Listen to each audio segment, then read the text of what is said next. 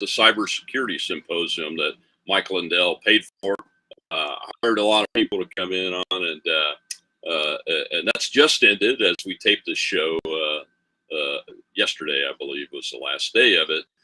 I observed it, monitored it, had people there in the audience that were there that I knew, so I was getting near real time information, sometimes real time, depending on what was going on.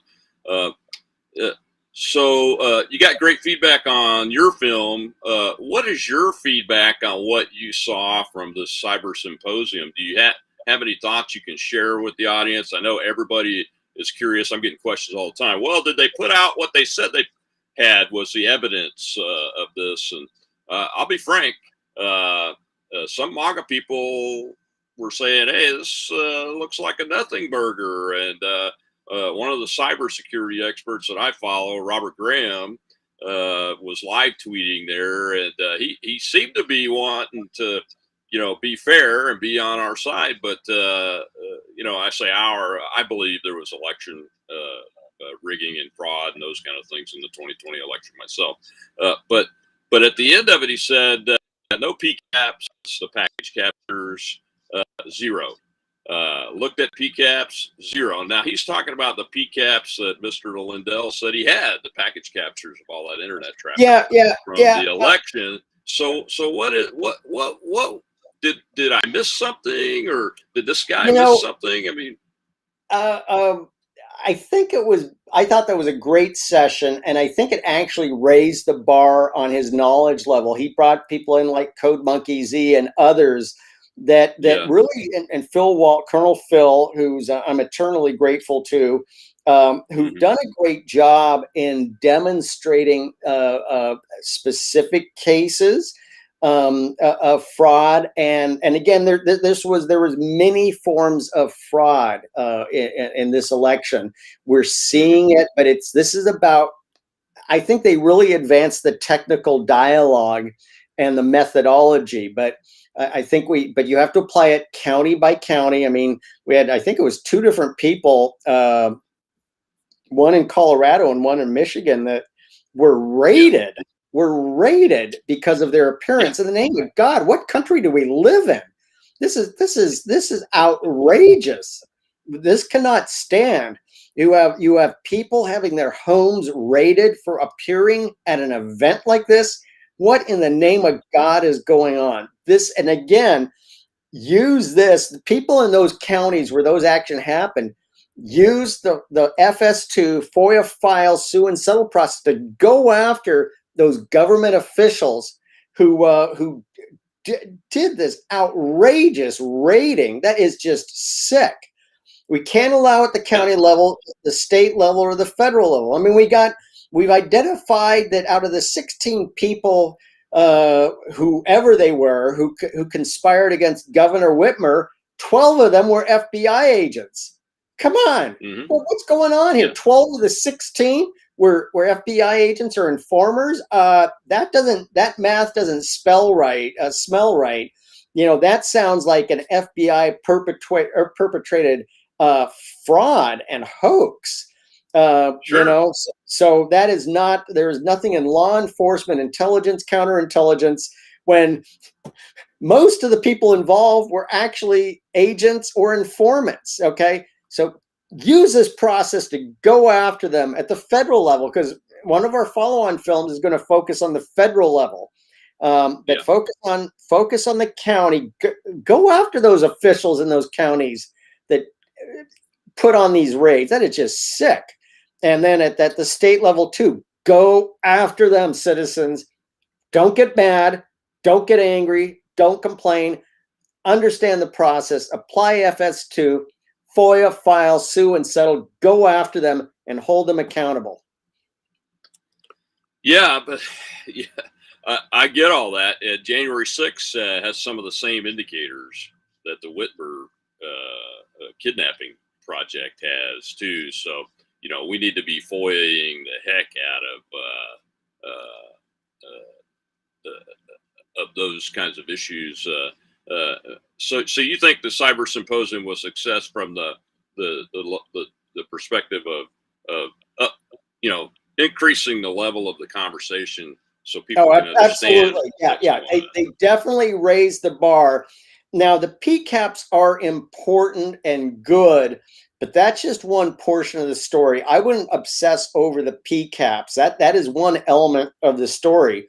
And there was a Mm-hmm. number of speakers who went through the information at the county, but really at the state, or at the national, but really went through it at the county and the state level. Just he had a litany of speakers, and Phil kind of shepherded the process. But they just had a litany of speakers that gave very robust detail on form of fraud and methodologies. So I think it really upped the game. Flashing a bunch of PCAPs up on screen, that some of that is up for debate. That's only one element of the picture, and I wouldn't obsess over that. Were there Chinese IP addresses?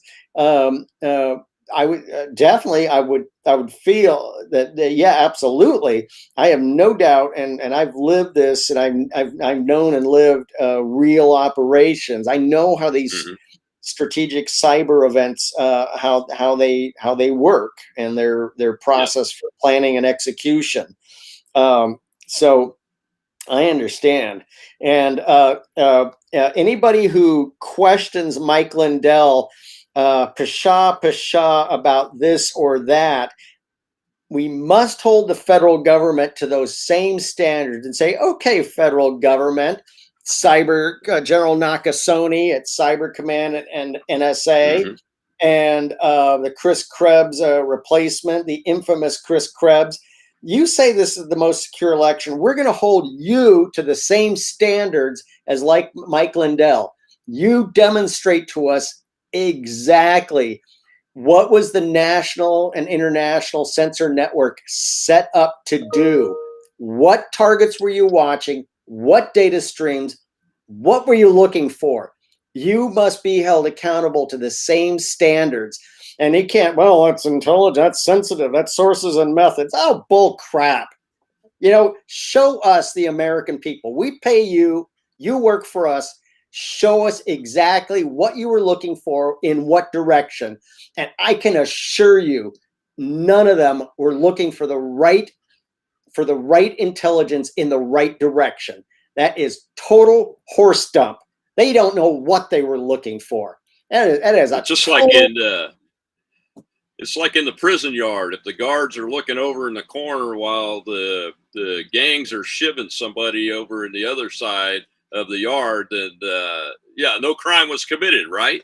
Yeah, it's the same kind of issue and everything that total, we need to. It's a lie. They are lying because they don't even, and you have to look at it, federal law here. There's not that many federal laws on the conduct of elections. I mean, the Motor Voter Act in the 90s, 2002 HAVA, the 1965 Civil Rights Act, 52 U.S. Code on retention of ballots, 18 U.S. Code, you must be a U.S. citizen to vote. That is law in a federal election. That is law. There's no debate here. So there's really not that many laws, and the federal government, it is a lie. They have not been enforcing these. They've not been looking at those. And I laughed at what DOJ sent to Arizona, because that works both ways. They were trying to intimidate state and county officials. Guess what? That exact wording in those laws that the AG used work both ways. They work toward the federal government.